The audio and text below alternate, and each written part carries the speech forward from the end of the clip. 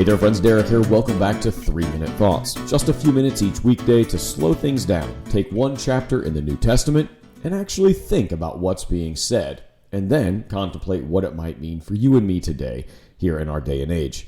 Today we're going to be in John chapter 8, and this chapter gets, uncomfortable quickly.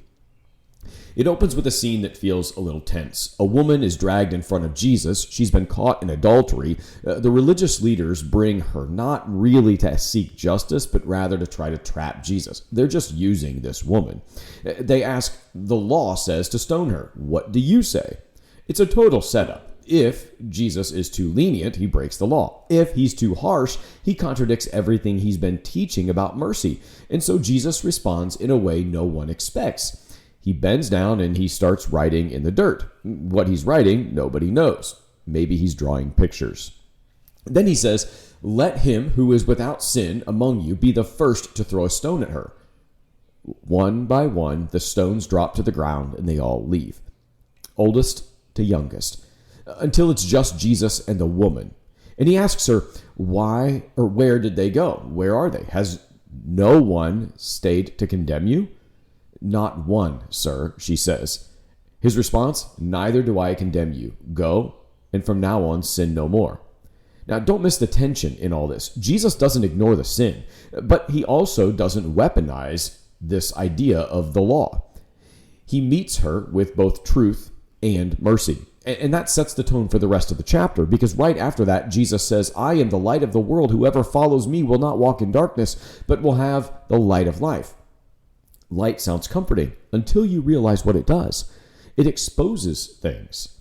It shows what's really there. And not everyone wants to see what's there. The religious leaders push back. They argue. They question his authority. And Jesus keeps pressing deeper. He talks about truth. If you abide in my word, you will know the truth, and the truth will set you free. But they resist that idea because they don't think they need freed from anything. And there's the catch. You can't be set free from something you refuse to admit you're stuck in.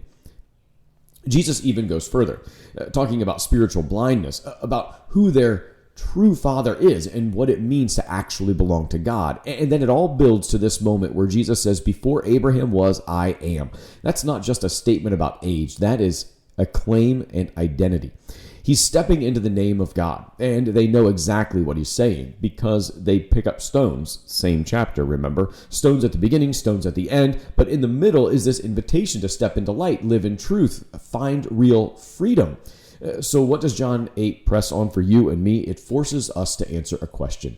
What do we do when the light hits our lives? Do we deflect it, argue with it, avoid it, run away from it, or do we step into it even when it's a tad uncomfortable? Because the promise is there, not shame, freedom. But freedom only comes when we're honest about what's actually going on. Hey, thanks for taking time with me this morning. Be well, friends.